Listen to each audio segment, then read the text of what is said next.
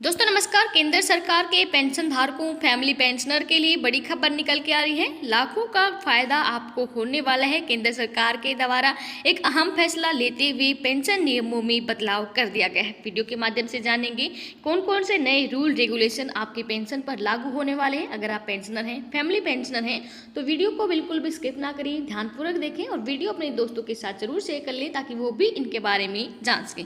चलिए दोस्तों, ज़्यादा वक्त ना गंवाते हुए स्टार्ट करते हैं आज की हमारी वीडियो। देख पा रहे हैं आप यहाँ पर केंद्रीय कर्मचारियों को बड़ी राहत गवर्नमेंट के द्वारा दी गई है। पेंशन नियम पर सरकार का अहम फैसला, लाखों का होगा फायदा। चलिए दोस्तों देखते हैं क्या फायदा आपको यहाँ पर होने वाला है।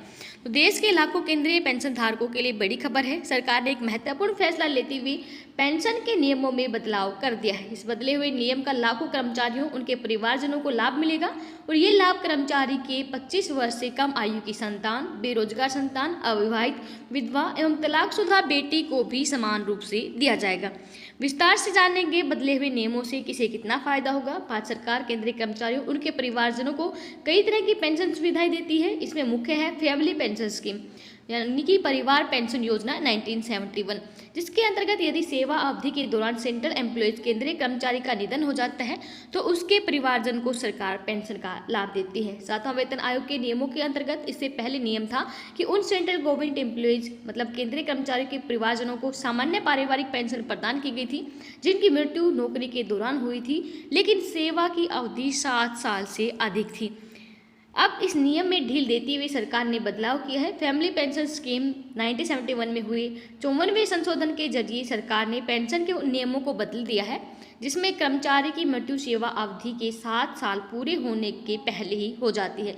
नए नियम के अनुसार 7 साल की सेवा अवधि पूरी करने से पहले ही यदि किसी कर्मचारी का निधन हो जाता है तो उस कर्मचारी के परिवार के सदस्य अब 10 वर्ष तक कर्मचारी के अंतिम आहरित वेतन यानी कि आखिरी सैलरी की 50% राशि पाने के पूर्ण रूप से हकदार होंगे।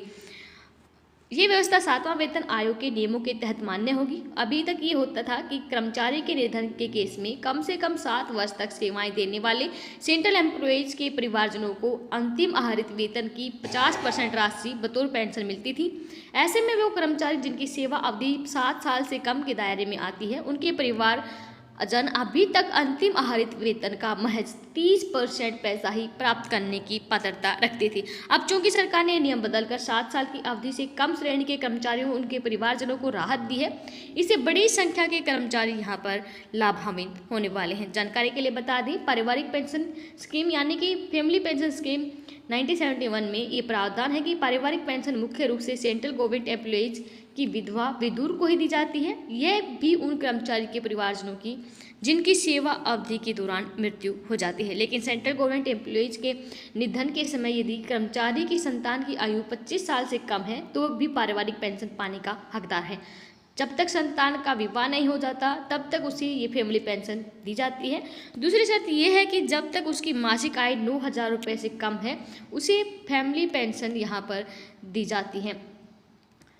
9,000 रुपये से अधिक आय होने पर यह पात्रता उसकी समाप्त कर दी जाती है। यदि दिवंगत कर्मचारी की बेटी अविवाहित है, विधवा है, तलाकशुदा है तो ऐसे में भी पारिवारिक पेंशन पाने की हकदार होगी। यह पारिवारिक पेंशन योजना के नियम केंद्रीय सशस्त्र बल जैसे कि CRPF, CISF जैसे कर्मचारियों समेत से समस्त केंद्रीय कर्मचारियों के लिए लागू होते हैं। अब बदले हुए नियम इन सभी कर्मचारियों को यहाँ पर फायदा पहुँचाएंगे और 7वां वेतन आयोग के तहत ही ये लागू किए गए हैं। धन्यवाद। जय हिंद, जय भारत।